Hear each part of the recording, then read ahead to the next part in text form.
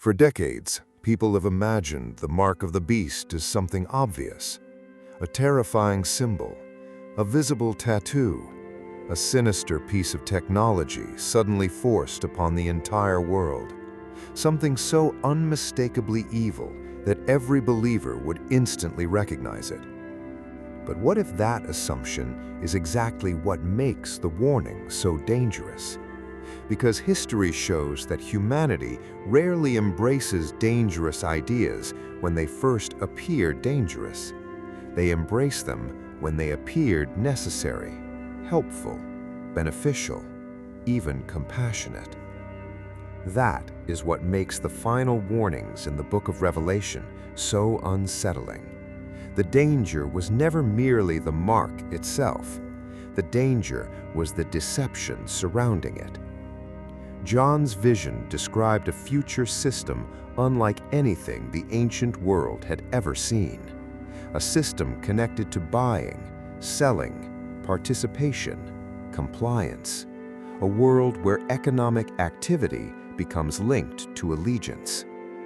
For centuries, many dismissed such a possibility as impossible. Yet today, something remarkable is happening. The world is becoming increasingly digital. Physical cash is disappearing. Digital identities are expanding. Financial systems are becoming more interconnected. Artificial intelligence is reshaping decision-making. Biometric technologies continue advancing. Convenience is becoming one of humanity's highest priorities. And with every new advancement, society becomes slightly more dependent on systems it does not fully understand. None of these developments automatically fulfill prophecy. That would be an oversimplification. But they reveal something important. The technological framework for unprecedented control is becoming easier to imagine. What once sounded impossible no longer sounds impossible at all. And perhaps that realization should make us pause, not because technology itself is evil, but because human nature has never changed. The same humanity that built remarkable civilizations also built oppressive systems. The same humanity capable of incredible compassion is also capable of extraordinary corruption. That tension exists in every generation, including ours, which raises an uncomfortable question. What if the mark of the beast is not primarily about technology? What if technology is merely the vehicle? What if the deeper issue lies somewhere far beneath economics, identification systems, and digital infrastructure? Because Revelation's warning points towards something even more profound, something spiritual, something connected to worship, something connected to allegiance. And perhaps that changes the entire conversation. Because if the mark ultimately represents loyalty rather than merely technology, then the greatest deception may already be taking shape in ways most people never expected. And that possibility is far more unsettling than any headline. One of the most overlooked details in Revelation is that the mark of the beast appears in a chapter primarily focused on worship, not economics, not technology, worship. That distinction changes everything, because before the mark is introduced, humanity is already being influenced toward a specific allegiance, a specific loyalty, a specific source of trust. The beast is not merely a political figure. He becomes the center of a global system demanding devotion. That is why Revelation repeatedly connects authority, worship, and deception. The mark becomes the outward expression of an inward decision, a visible sign of an invisible allegiance. And perhaps that reveals something important about how deception works. People rarely surrender loyalty all at once. It happens gradually, one compromise at a time, one rationalization at a time, one small adjustment at a time. until eventually what once seemed unacceptable becomes normal. Human history is filled with examples. Societies slowly adapt to new moral standards, new cultural assumptions, new definitions of truth. People often do not notice the transformation while it is occurring. Only afterward do they realize how far things have shifted. The prophet Daniel described a future ruler who would seek to change times and laws, not merely governments, cultures, values, assumptions. And perhaps that process begins long before the final events themselves, because before people accept a system, they must first become comfortable with the ideas behind it, comfortable with dependence, comfortable with surveillance, comfortable with centralized control, comfortable with sacrificing freedoms for security. Again, none of these things automatically fulfill prophecy, but they reveal a pattern humanity has repeated throughout history. The desire for safety often becomes stronger than the desire for freedom. The desire for convenience often becomes stronger than the desire for discernment. And when those desires grow powerful enough, people become willing to surrender far more than they intended. That is why the mark of the beast may ultimately reveal less about technology and more about the human heart. Because the deepest battle has never been technological, it has always been spiritual. And that spiritual battle is becoming increasingly visible. There is another reason many people misunderstand the mark. They assume the greatest threat will appear openly hostile to God.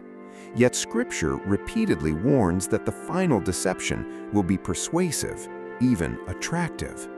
Jesus warned in Matthew 24 that false Christs and false prophets would perform signs capable of deceiving many. Paul described strong delusion. Revelation describes miraculous displays that influence entire populations. A pattern begins emerging. The last days' deception is not built on obvious evil. It is built on convincing counterfeits. Counterfeit truth, counterfeit peace, counterfeit hope, counterfeit salvation. And perhaps that is why the world is becoming increasingly fascinated with solutions that promise to solve humanity's deepest problems. Technology promises salvation through innovation. Politics promises salvation through power. Culture promises salvation through self-expression. Wealth promises salvation through prosperity. Yet none of these things can solve the deeper condition of the human soul. That is where the danger begins.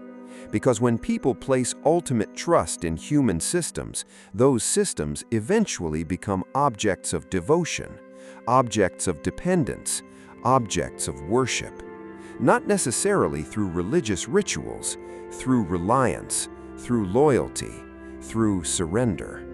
The Bible consistently warns against this kind of substitution. Again and again, humanity exchanges God for something else, an idol, a king, a nation, a philosophy, a system, something visible, something controllable, something immediate. And perhaps that tendency reaches its highest expression in the final prophetic system described in Revelation, a world increasingly convinced that human solutions can replace divine truth, a world willing to trade discernment for convenience, a world willing to sacrifice conviction for acceptance. And if that is true, then the mark may represent the culmination of a process that begins long before it is officially introduced, a process already influencing hearts, already shaping priorities, already redefining loyalties. Which raises an uncomfortable possibility. What if the final deception succeeds because people have spent years preparing themselves for it without realizing it? That question becomes even more sobering when we consider what Scripture says about spiritual blindness. The prophet Isaiah described people who could see but not perceive, hear but not understand. Jesus repeated that warning centuries later, not because people lacked intelligence, because their hearts had become resistant to truth. Spiritual blindness rarely happens overnight. It develops gradually. Distraction contributes to it. Comfort contributes to it. Pride contributes to it. Repeated compromise contributes to it. Eventually, people become so accustomed to a certain way of thinking that alternatives feel unreasonable. Perhaps that is why discernment has become one of the most important spiritual disciplines of our generation, because modern believers face an unprecedented challenge. Never before has so much information been available. Never before have so many voices competed for attention. Never before has deception been able to spread so quickly across the globe. Truth and falsehood now travel at the same speed, and often they look remarkably similar. That reality should concern every believer, not because fear is the answer, but because awareness matters. Jesus never instructed his followers to panic. He instructed them to watch, to remain awake, to stay rooted in truth, to resist deception. And perhaps that is the greatest lesson hidden within the warnings about the mark of the beast. The issue is not merely whether people recognize a future symbol. The issue is whether they remain spiritually grounded enough to recognize a counterfeit when it arrives. Because deception becomes most dangerous when it resembles the truth. And the closer the imitation becomes, the more discernment is required. The final warning of Revelation is not ultimately a warning about technology. It is a warning about worship, a warning about allegiance, a warning about what humanity chooses to trust when pressure becomes overwhelming. That is why the mark carries such profound significance. It represents a decision, a declaration, a choice concerning who deserves ultimate loyalty. And perhaps that choice is being rehearsed every day in smaller ways. Every compromise, every misplaced trust, every attempt to find salvation apart from God.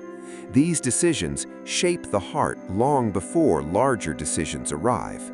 Which brings us to the most important question of all. What preparation truly matters? Not stockpiles, not speculation, not endless debates about technology. Spiritual readiness, a heart anchored in truth, a mind trained in discernment, a faith that remains steady regardless of circumstances. Because if the final deception truly comes wrapped in promises of peace, security, and solutions, then external preparation alone will not be enough. Only spiritual clarity will. And perhaps that is why Scripture spends far more time teaching believers how to remain faithful than teaching them how to identify every future detail. Faithfulness is the preparation. Discernment is the preparation. Walking closely with God is the preparation. Because when the world is searching desperately for answers, the greatest danger may not be the system itself. The greatest danger may be how willingly people embrace it. And if Revelation teaches anything, it is this: the final battle will not simply be over economics or technology or politics. It will be over worship, over loyalty, over truth. And when that moment arrives, many will discover that the real question was never whether they could recognize the mark. The real question was whether they could still recognize the one they were called to follow.